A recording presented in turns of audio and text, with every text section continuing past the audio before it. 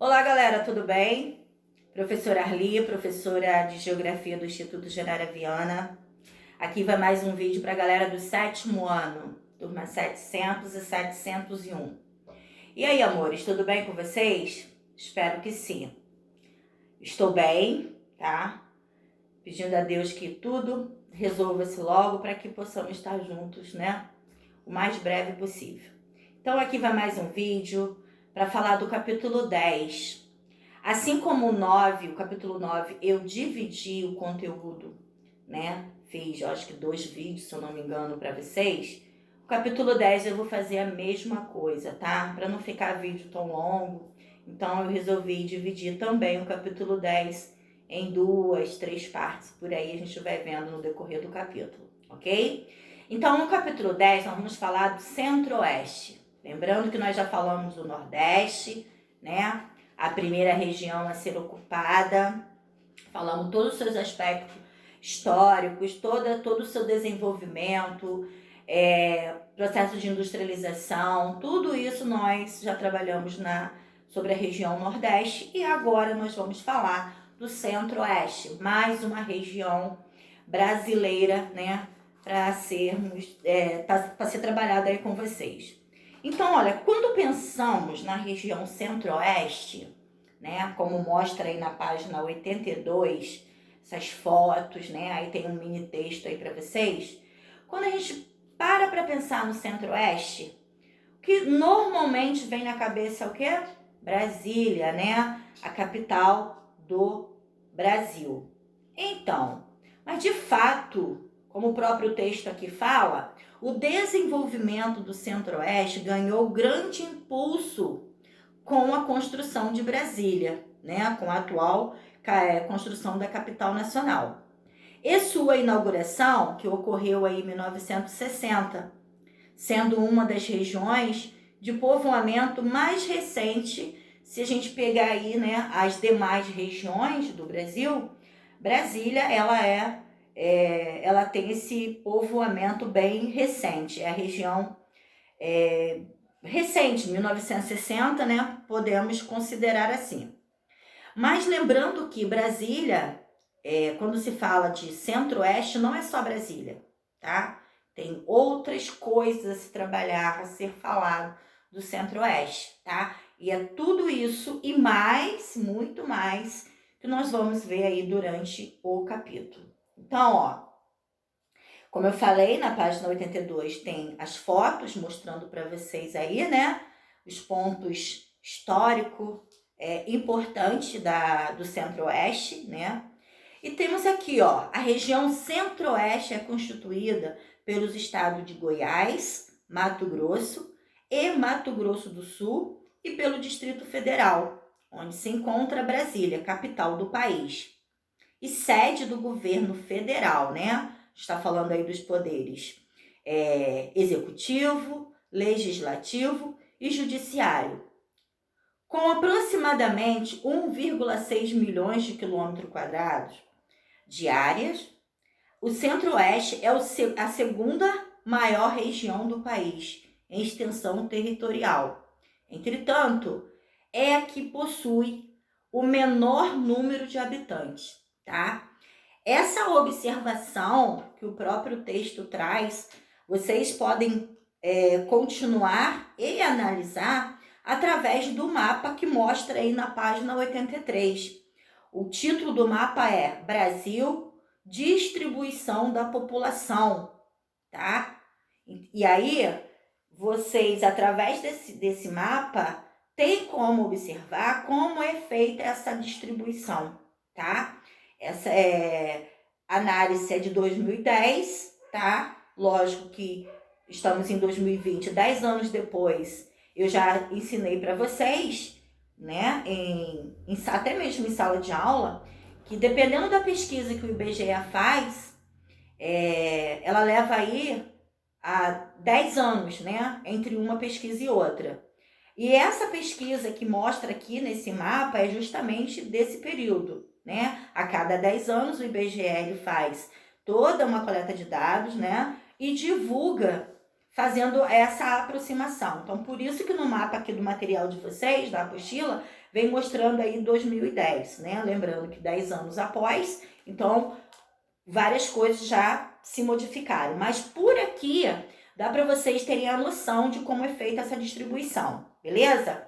No mapa acima vem falando região centro-oeste, divisão política, falando justamente, mostrando, né, como é feita a divisão do centro-oeste. Também peço a vocês que dêem uma olhadinha nesse mapa político do centro-oeste, ok? Na página 84, vem falando aí um pouquinho da história, né? Como começou esse processo de ocupação do centro-oeste. Lembrando que cada região, o que conhecemos na atualidade, tem a sua parte histórica, né? Do início do povoamento, processo de exploração, como foi feito, né, para chegar a essa configuração atual. E assim como nós falamos da região Nordeste, o Centro-Oeste é a mesma coisa, também tem a sua parte histórica. Então vem como título o começo da ocupação, a descoberta do ouro, né? Então, ó, na segunda metade do século XVI, os colonizadores já haviam alcançado áreas correspondentes ao atual estado do Mato Grosso. Mas foi apenas no final do século XVII, com a descoberta de pedras preciosas pelos bandeirantes, que teve início a primeira leva de ocupação do interior do Brasil. Foram os bandeirantes paulistas, buscando os indígenas para aprisionar, que adentraram o interior e descobriram o ouro nas margens do rio Cuiabá, em terras do atual estado do Mato Grosso, né? Período aí de 1725. Outro núcleo de mineração foi encontrado, né, na porção central do atual estado de Goiás, pela expedição liderada pelo bandeirante Bartolomeu Bueno da Silva, né, o Anhanguera.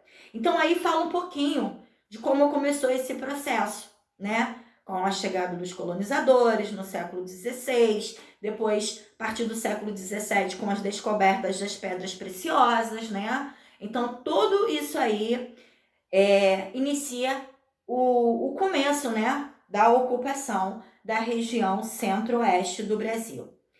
Logo após, na mesma página 84, vem falando aí as origens de Goiás, né? Hoje o que a gente ouve falar, o que a gente conhece sobre Goiás, também tem toda uma parte histórica, tá? Para chegar nessa atual Goiás, né? Do Brasil, fazendo parte aí do Centro-Oeste. Então, olha, vamos estudar um pouquinho sobre essa parte histórica de Goiás, ó. A exemplo do que ocorreu em Minas Gerais, chegaram as terras que hoje formam a região Centro-Oeste enormes contingentes de mão de obra para o garimpo de ouro, como eu falei no processo de ocupação, né, da descoberta do ouro.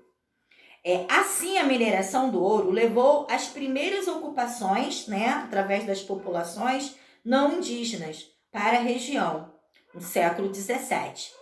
Essas pessoas motivaram a fundação de vários núcleos de povoamento, que posteriormente deram origem às cidades de Goiás, que não tinha esse nome, tá, gente? Tinha um outro nome, era chamado de Vila Boa de Goiás. Também foi fundada outras cidades, como Pirenópolis, Lusiânia, Santa Cruz de Goiás, tá? E entre outras. Povoada, a região criou-se em 1748 a capitania de Goiás, desmembrada de São Paulo, e tendo Vila Boa de Goiás como sua principal capital. Para suprir as necessidades da população, foram desenvolvidas atividades agrícolas e pecuárias. Além disso, surgiu um intenso comércio nas vilas e cidades que se formaram. Final aí, galerinha, do século XVIII, com o declínio da mineração, devido principalmente ao esgotamento das jazidas, houve um aumento expressivo da criação de gado bovino, né? A chamada pecuária extensiva, que era favorecida aí pelas pastagens do cerrado. Essa atividade levou ao estabelecimento de cidade, tá? Como Jataí, Rio Verde e Morrinho. A construção de uma linha férrea na região, no período de 1910 e 1935, favoreceu o desenvolvimento da região, originando, né, outras localidades, como Catalão, Goiandira, entre outros, tá? Essa ferrovia impulsionou o cultivo do café, lógico que com a construção da ferrovia, né, não ficou somente naquela atividade de mineração, até mesmo porque, como o próprio texto mostra, as jazidas, né, elas foram, com o passar do tempo, não dava lucro, não tinha mais tanto recursos, então foram sendo criadas novas atividades, tá? Então, com a construção dessa ferrovia, puderam aí, impulsionou, né, o café, o cultivo do café, o cultivo do arroz, do milho, da cana-de-açúcar, tá? Essas culturas, junto com a pecuária bovina, ofereceram o suporte econômico necessário, tá? Para o desenvolvimento da região. A criação da nova capital do estado, Goiânia, só aconteceu em 1933, tá? Então, todas essas características como a construção da ferrovia, a construção dessas cidades, a descoberta do ouro, tá? Levou com que houvesse todo esse processo, chegando no que a gente conhece hoje, tá? Como a nova capital, Goiânia, fundada em 1933, entre outras, tá bom? Na página 85, tem aí uma música, né? E também um poema. Depois vocês dão uma olhadinha, tá? Que é um poema de Cora Coralina. Na página 86, vem falando aí, assim como Goiânia teve também seu processo histórico, né? Toda essa mudança de nome, né? Para chegar na configuração atual, Mato Grosso também passou por isso, tá? Então, olha aqui, na 86 vem aí, as origens de Mato Grosso, tá? O povoamento das áreas que correspondem ao atual estado do Mato Grosso ocorreu na primeira metade do século XVIII, motivado pela descoberta de ouro e diamante por bandeirantes paulistas. Essa ocupação deu origem às cidades de Cuiabá, Vila Bela do Mato Grosso, Cáceres, Poconé e Diamantino. Apesar de abundante, o ouro tornou-se escasso, né, em poucas décadas. Tudo vai se acabando. Tudo que se usa, que é explorado de forma descontrolada, acaba tendo um fim, né? E com as jazidas acontece a mesma coisa, assim, né? No passado não foi diferente do que muitas áreas que tinham esses recursos naturais em abundância hoje não tem mais. Por quê? Porque o processo de exploração foi longo, né? Foi muito intenso.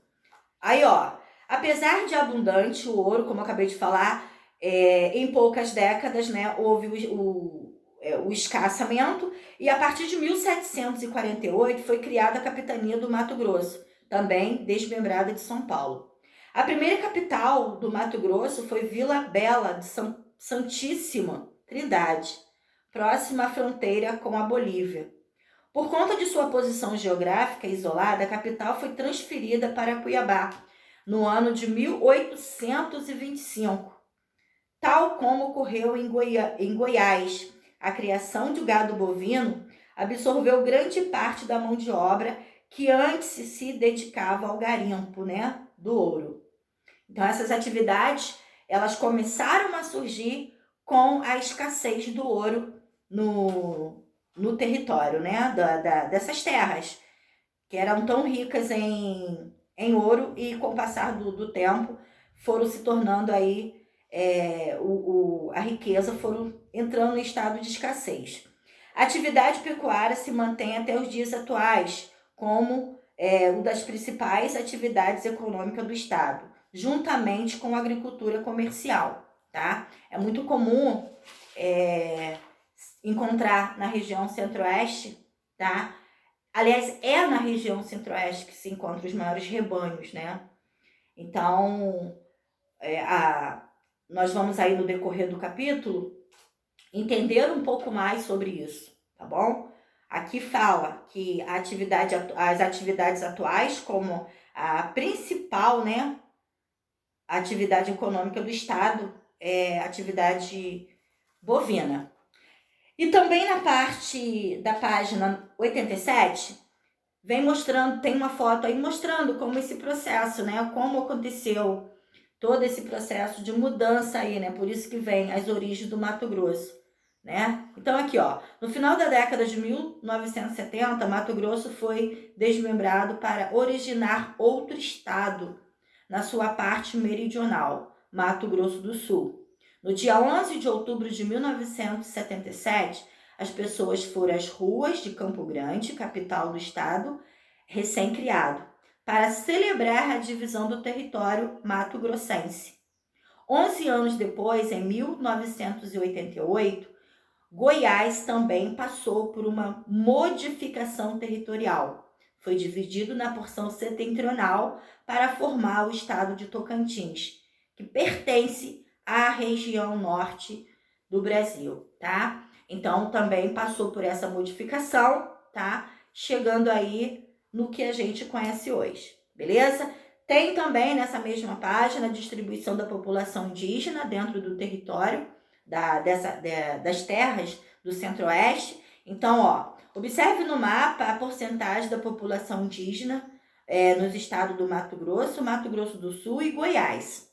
No Mato Grosso, a diversidade de etnias indígenas é uma das maiores do Brasil, segundo o IBGE. Em 2010, a população indígena da região era de 143.432 pessoas, tá? A terceira maior do Brasil, sendo que 72,5% vive em terras indígenas. É o que mostra esse mapa que tá aí para vocês, tá? Na página 87. Nesse mapa, quando mostra a distribuição da população indígena, também referente a 2010, como eu acabei de falar ainda há pouco, né? Já se passaram aí 10 anos, mas a contagem é feita pelo IBGE a cada 10 anos mesmo, tá bom? Então, agora em 2020, provavelmente terá aí uma nova contagem, né? E a partir do ano que vem terá uma nova amostragem nos livros didáticos. Então, essa porcentagem, ela vai mudando a cada 10 anos, tá? Mas pelo mapa, tem como vocês terem uma noção do que eu tô falando para vocês, ok? Vou ficando por aqui. Mais uma vez, quero agradecer a todos vocês que estão entrando em contato, tá? Enviando essa atividade, dando um alô, sinal de vida. Dê uma olhadinha no novo roteiro, tá? Sinalizei tudo que vai cair na prova. Estudem, façam uma prova com muita atenção. Estou aqui à disposição de vocês. Qualquer coisa, entre em contato. Beijo, fique com Deus.